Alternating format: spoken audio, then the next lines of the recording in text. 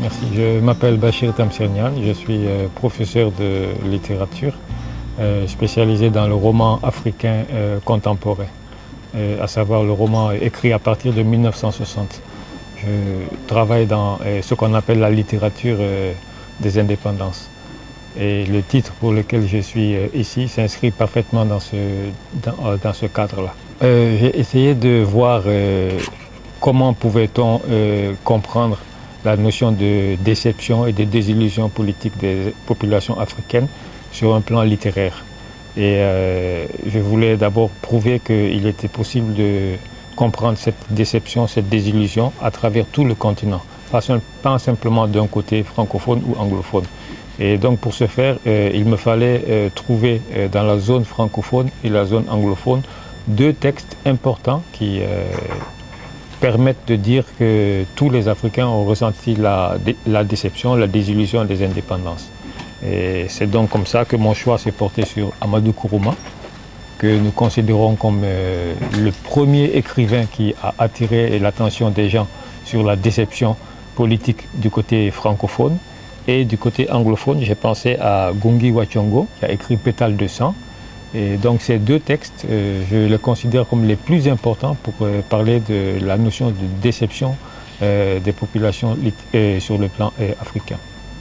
Autant dans le livre de Amadou Kourouma que dans celui de Gungi Wa Thiong'o, les personnages qui nous sont montrés symbolisent la déception des populations africaines. Si on prend l'exemple de Les Soleils des Indépendances de Amadou Kourouma, tout le monde connaît le personnage de Fama Doumbouya.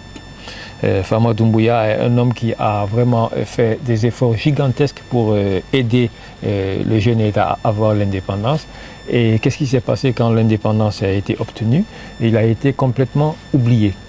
La raison était, comme on dit dans le texte, qu'il était aussi analphabète que la queue d'un âne. Donc avec les nouveaux pouvoirs politiques, il était impossible que cet homme-là puisse avoir un travail puisque l'instruction était très importante à cette époque-là.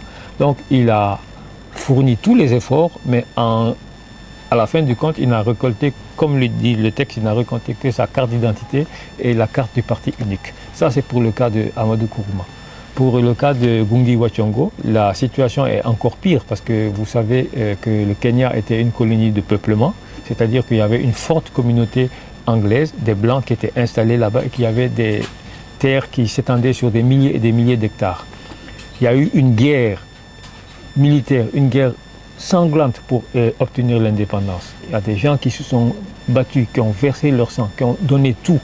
Et qu'est-ce qui s'est passé quand l'indépendance a été obtenue? Les anciens combattants ont été relégués hors de la sphère de décision. Ils ont été oubliés complètement. Et c'est donc la narration de cette déception qui fait l'objet du livre de Gungi Wa Thiong'o.